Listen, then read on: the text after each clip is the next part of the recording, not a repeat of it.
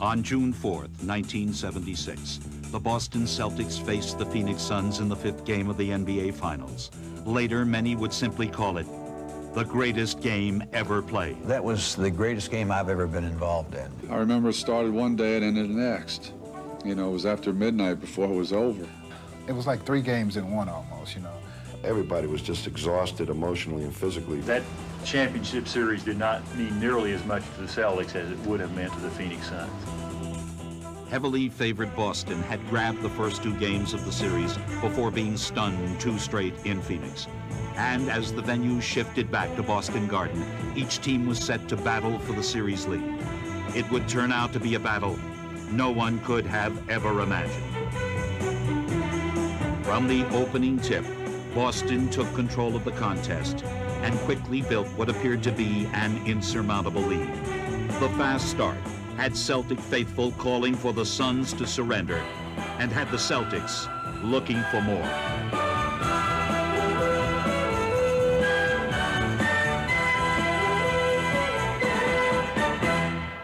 I remember that Boston had us down by 20 or 22 points. We had to call 3 timeouts in the first quarter. We were really reeling. But the Suns refused to quit, and their confidence grew as the Celtic lead diminished.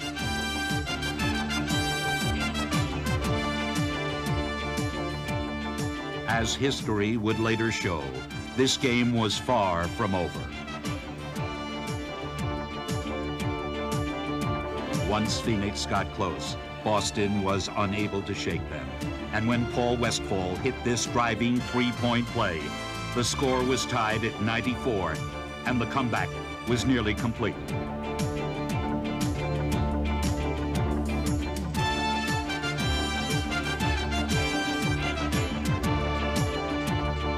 With 3 seconds remaining, Phoenix had a chance for victory, but Dave Cowens deflected the inbounds pass, and the 2 teams looked towards overtime, tied at 95. Going into the first overtime, we actually felt that we could beat them in the first overtime, especially once we came in 20 down. But it was Boston who struck first.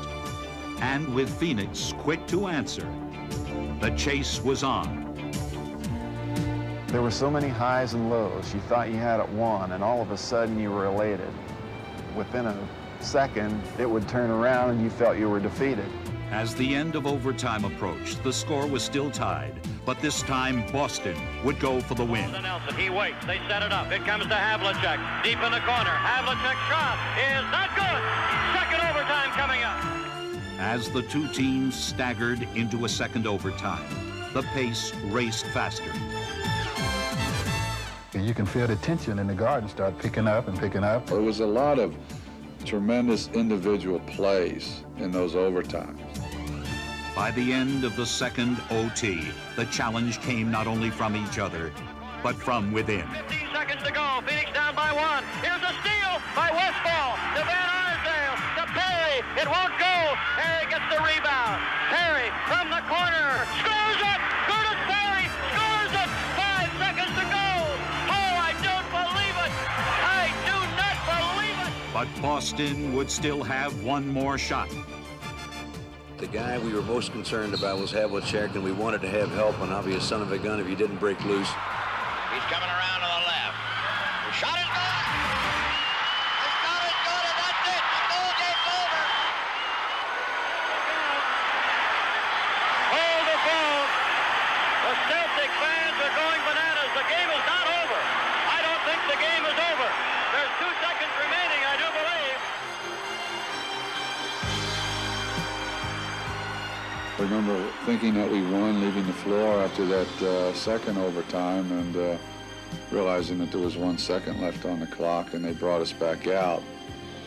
We were down by 1, and under the rules at the time, we would have the ball out underneath the basket, which makes it almost impossible to get the ball down the floor and get a good shot in 1 second. So we decided to call a timeout. Heads-up call by Westphal to call a timeout and give us the technical. Out of bounds on the end line. The shot is good by JoJo White. JoJo White made the free throw, put them up by 2, but we would still get the ball at half court. So instead of being down by 1, we'd be down by 2. but at least we'd have a chance to tie the game. 1 second remaining in the second overtime. We had a two-option play, and one was designed for Paul Westphal down in the corner, and the other option was for Curtis Perry to throw the ball to Garfield Hurd up the top of the key. Nelson stood between myself and the basket, so the only thing I could do was break out to get the ball. And I got a good pass from Curtis, and just kind of like instant reaction, just turn and shoot and hope that you get it off in time. Won't start until it's touched. They'll have to throw it up. Garfield, turnaround, shot in the air. It's good. It's tied again. I don't believe it. We've got a third overtime in the Boston Garden. And when I took the shot, if I don't know whether it's on the film or not, but I kind of looked over at the official to make sure. And when he threw his hand up in the air, you know, I was just hoping that would go in. As two physically and emotionally drained teams pushed towards a third overtime, the only thing that didn't suffer was the quality of play. But as night became morning, fatigue was undeniable and Boston's bench became a factor. At the end of that third overtime period, there was a lot of players that were role players. Your 8th, your 9th, your 10th people were on the floor playing the nitty-gritty time. Back out to Havlicek. Underneath to McDonald to fall away. Glenn McDonald! Glenn McDonald!